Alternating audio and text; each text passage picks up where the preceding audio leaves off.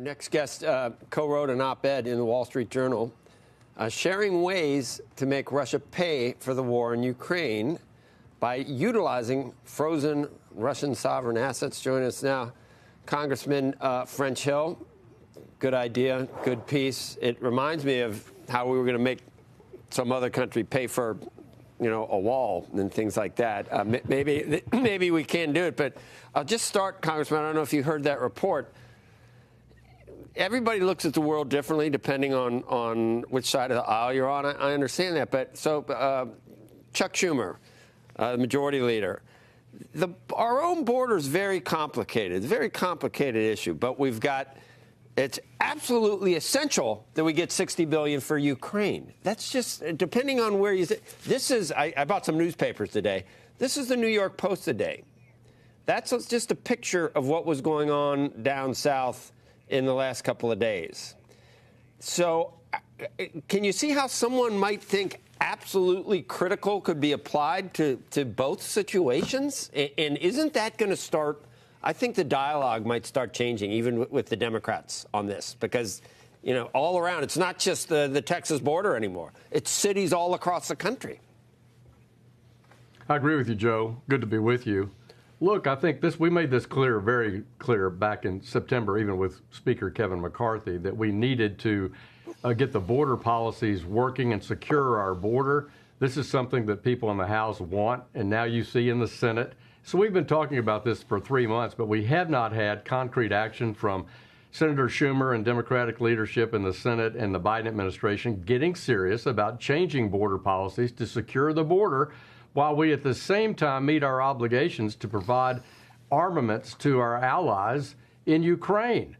They are both urgent. When you have 400,000 people at the border, that it's urgent. It's an absolute crisis, and has been for 2 years under the Biden administration. And supporting Ukraine is a crisis, because under no circumstances can we allow Putin to win in Ukraine. And the Ukrainians have accomplished a lot in 2023. They got 50% of their land back from the original invasion in Ukraine from Putin. And most importantly, in my view, they've cleared the Black Sea of Russian naval activities, which is going to allow the Ukrainian agriculture industry to open back up and ship grain. And that's all because of Western weapons in the hands of Ukrainians pushing Russians back.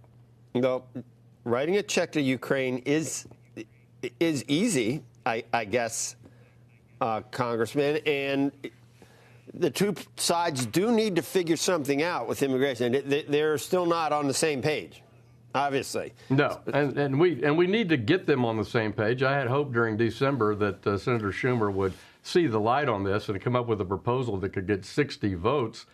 I think the measure that I wrote about in the Wall Street Journal this week about using Russian assets will add votes in the House, because if we pass this bill in the House and the Senate, the Repo Act that I worked on with Congressman Mike McCall of Texas, we'll use Russian sovereign assets to close that budget gap in Ukraine, as well as use it for long-term Ukrainian refinancing and reconstruction. And this law not only needs to pass in the U.S., but we need to pass it in each of the European countries, which is why I co-wrote the article with my friend, a parliamentarian from Albania, that's working on this precise issue in each of the countries in Europe. What's the overall environment now in the Republican caucus in the House? I saw a piece the other day that called it the Republican Party of Matt Gaetz, and that's the way things were going to be done. Is Speaker Johnson, if he talks to even looks across the aisle for some support on any of this stuff, is he going to be history as well? Is that is that still the way it is, or has it changed?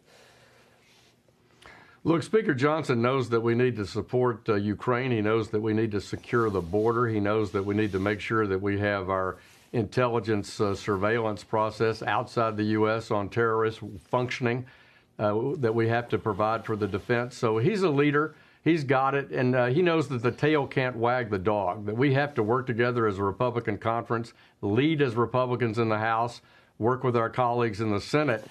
to have the ways and means to support our allies, Taiwan, Israel, Ukraine, secure our border, complete 2024 spending goals. So I think Mike Johnson understands the importance of this, and he's demonstrating that leadership.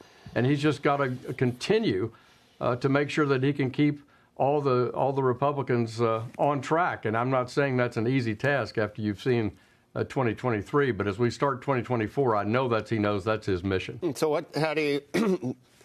Only in America could one of the deadlines be Groundhog Day, as we do these things again and again and again. But it is. And so how's that going to play out? What's going on behind the scenes? Is it going to be more brinkmanship or not? Yeah, we've got 2024 spending deadlines of, as you say, January 19th and Groundhog Day, the two piles of appropriations bills. We've passed 7 of the 12 bills in the House. The Senate's passed a couple. So the levels are known, and the House agreed to support Fiscal Responsibility Act spending levels for fiscal 24. This was the level that was in the debt ceiling deal negotiated by Kevin McCarthy and Joe Biden. But the Senate has not agreed to that number. So again, I view December wasted from the standpoint of getting ready for January 19th, because the Senate's not agreed to something that was in the debt ceiling deal, which they talked about all year, insisting that the House agreed to. So I'm not sure that we're going to have a very good January if the Senate can't get its act together on the border and supplemental appropriation and agree to the Fiscal Responsibility Act numbers, and let's move on for 24.